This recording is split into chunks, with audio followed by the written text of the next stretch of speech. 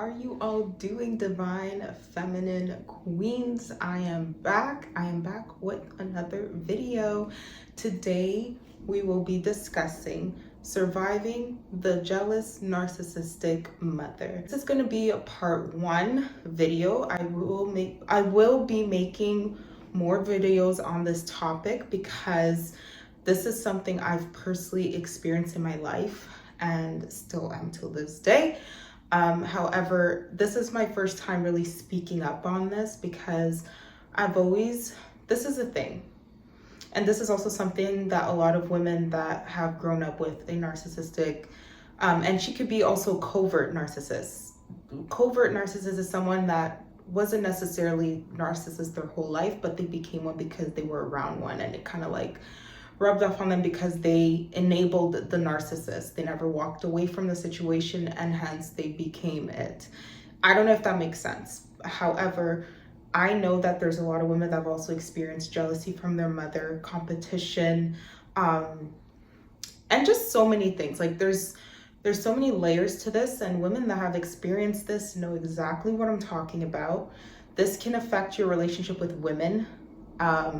It can affect like sisterhood, and even just like basic women experience, like having an associate, someone that you work with, all these type of things. It can affect all types of relationship with women. Sometimes you start to see as if like everyone's out to get you because you don't understand what is actually like a healthy, genuine, womanly relationship when it comes to like friendship, motherhood, or even a woman that portrays like a mother figure vibe. It can affect relationship with a partner as well. It can make you see things differently. I'm only speaking for women because I teach women only. I can't speak for men, unfortunately. I apologize. I know that you men probably have your own experience when it comes to a mother who is like this. However, this video is specifically for women. Anyways, like I was saying, I have never spoken up about this. And one thing about being a child, a young lady who grows up with a mother like that, you tend to cover up their image. You help them, you enable them. And the reason as to why you do it, and you do it as like a second nature, is because of the love bombing that you receive from the mother. And then also you get confused because they'll show you so much love and then they refrain it. They treat you poorly, they gaslight you, and then they go back to loving you. So it's like a very toxic cycle, and that's why a lot of women can't break out of those relationships because they grow up feeling guilty. If they think of their mothers that way, they think that they're doing something bad, especially if you are religious, like you're Christian or you practice Islam. You feel guilty because the scripture tells you to honor your parents, right? However, just because you have to honor a parent, there's also a part in the scripture that says do not provoke a child. And I practice African spirituality, you know, it's my roots. However, in that practice, there is a respect for elders and for parents and for adults. However, you are also taught and encouraged to set healthy boundaries. I was never taught healthy boundaries my whole life. I was taught to go out about in society, smile and pretend like everything is okay.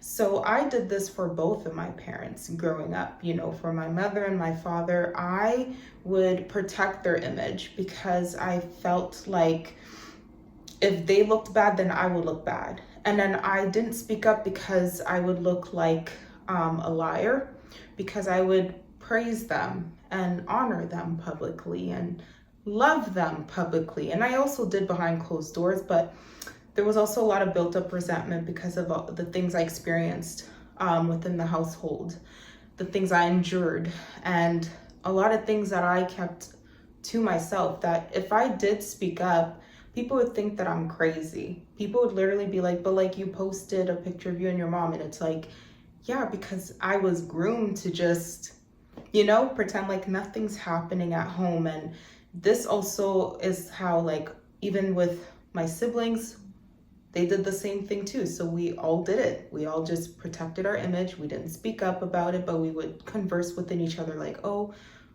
she did this, she did that. Like, thing with the narcissistic mother. And this video is specifically for the motherhood wound, because we're women, and in order to fully embody the divine feminine, you need to heal that wound, right? It took me a while to really heal from that, because that's a very deep wound, and that's someone that carried you for so many months. And then for someone like that to betray you, to harm you, and for you to look back in your childhood and be like, wow, like they never had their best interests at heart for me. So like I was saying, the love bombing is very big in the tactic of this type of mother. She will show her love when it benefits her. She will shower you with kindness when it makes her look good on the outside, for people to look in. So while she's praised, it validates her. And when you praise her, it validates her. But when all of that, how do you say it? When that loving moment dies down, they go back to that same cycle, gaslighting you, lying about you, gossiping about you, competing with you, saying certain words to you to trigger you, things like that. And then they go back to loving you. It's a very confusing relationship, and it can rise up a lot of guilt and shame within you. And also when they use scriptures against you in order to shame you, bring up your past constantly, you know. So all these things are like experiences where I understand why some women don't speak up, because every woman wants a good relationship with their mother. That is the first female relationship that she experiences. But if she does not experience it the right way, it's very hard for her to embrace sisterhood. And even if she tries it, she might fail at it, because certain things might trigger her, or the behavior that her mother portrayed, she has embodied it. I took it upon myself to unlearn a lot of the things I learned within the household. And I think that was back in 2020 when I had an epiphany. I was like, oh my gosh, like I went through a very hard season at that time. And during that time, I had experienced an event that I was like, if I ever were to speak up about this, no one would believe me. You know, the issue went as far as to a physical abuse, right? So to even say that, it's like people will watch this and be like, there's no way. Another tactic that these type of mothers use is they will pin siblings against each other. And they're very strategic with this. They have to make a sibling look bad, right? But in order to do that, they have to make it look like that sibling did something to her. And because all the children are like, mama bear, right? She can easily cause division within the household. I feel like a woman is capable of being the glue of the family. But if that woman is in competition with her children, she can easily destroy it, right? That whole household can crumble onto the ground. So these are tactics that I've seen as well personally growing up.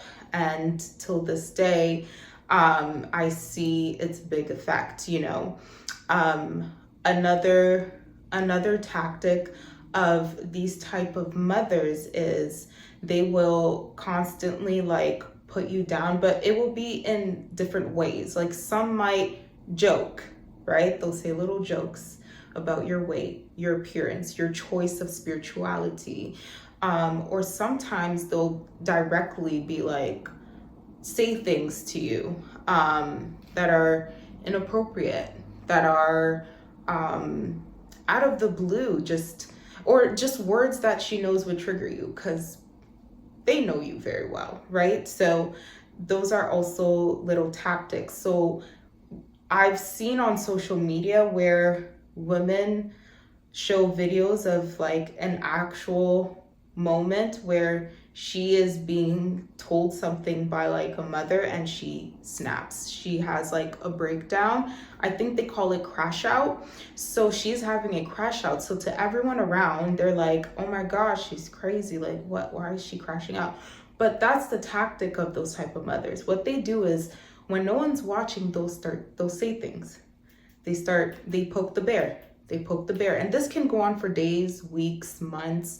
And then it will come to a point where that individual, that child snaps because it's been going on for so long. Little words, little things here and there, comments, saying things to other siblings. And when that child snaps, everyone will agree with you see where I'm going there? Everyone will agree with the mother, like, oh my gosh, Meanwhile, the mother knows exactly why the crash out happened. And this also happens in like relationships too, like with if you are in like a toxic relationship with a man, those things can happen too, where no one knew what was going on behind closed doors. Another tactic that these type of mothers use is the like victim card. So what they do is they'll make it where they'll play the victim. They will never be accountable for what they've done. Even if you bring up things that they've done to you, or things that you've experienced growing up, they will deny it. In some cases, I think some women have experienced this where something happened to them, and I don't know what words YouTube allows, but it can go as far as to like, inappropriate touching, stuff like that you may have experienced as a child, and these type of mothers will tell you to shh. So growing up, you're just used to the fact that like, if things happen to you, it was your fault. They are not capable of comforting you or admitting that they were in the wrong, especially when you bring up something that they've done that you don't really like. They'll guilt trip you. So you start to think that like her happiness, her anger, her sadness, everything is your responsibility. And these are the type of mothers where sometimes some women parent at a certain point when they get older, don't do this, don't do that. They sabotage you, whether it's emotionally, financially, spiritually. And these type of mothers can even go as far as to gossip about you, say things about you. And the reason why they're comfortable in doing that is because they've groomed you to protect their image. They've groomed you to be guilty, to feel guilty if you ever even think about wanting to speak up or express yourself to anyone. So that's why they're very comfortable with doing what they're doing. And they are also the type to not respect your boundaries. If you set boundaries like, hey, I need space, they will not respect it. They will be all up in your face. They will shame you. They will get people involved, things like that. No one will obviously know why. They'll obviously see their side because you constantly protect their image. So in everyone's eyes, this is a good, perfect woman. These type of mothers can also use religion to cover up their image. They use this tactic to appear good in society. They love to be loved by people. They can treat other people even better than you. They can give people more grace than you. So I'm pretty sure some of you women have experienced that or seen that, and you question to yourself, like, why is this happening? And then all of a sudden your mother's nice to you, and then you're like, oh, okay, she loves me. And then she goes back to you and you're like, what? That is Stockholm syndrome. And I know it's harsh for me to just say it, just like, this is what it is, but it is what it is.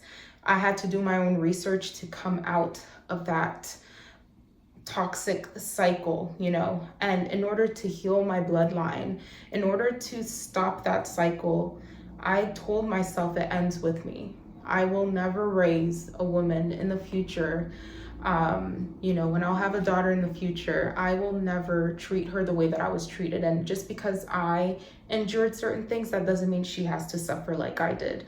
A lot of these mothers that have these type of characteristics that I just explained in this whole entire video, a lot of them experience this type of treatment from their mothers, from their aunties, or other women in their lives, whether it be sisters and stuff like that.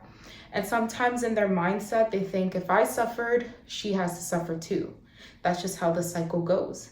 Sometimes this toxicity is cultural, and people will say, oh, this is just how African mothers are like. Oh, this is how Black mothers are like. They're like that, universal. No, those are broken women that have continued a cycle, and it needs to end with us. It's not supposed to be funny. It's not supposed to be a joke, We need to take these things seriously because it does affect the community. I am for the Black community, and I'm for it to thrive. And in order for it to thrive properly, us women need to be accountable, okay? And for me, I had to be accountable for my action for enabling her. And a lot of women out there, as I'm speaking to you, should be accountable for y'all enabling your mother. Thank you so much, ladies, for watching this video. I'm gonna end it here. My son wants to go play outside, you know, motherhood. My child comes first, and I will see you all next time. And let me know in the comment section below other topics you might want me to talk about this specific topic. This is just part one. There is so much more to this series that I will be bringing out. It's time for us to heal. The divine feminine woman needs to rise up, evolve, heal, and remember. Ladies, don't forget to trust the processes. The journey can be trying. It can be hard sometimes, but there is truly light at the end of the tunnel.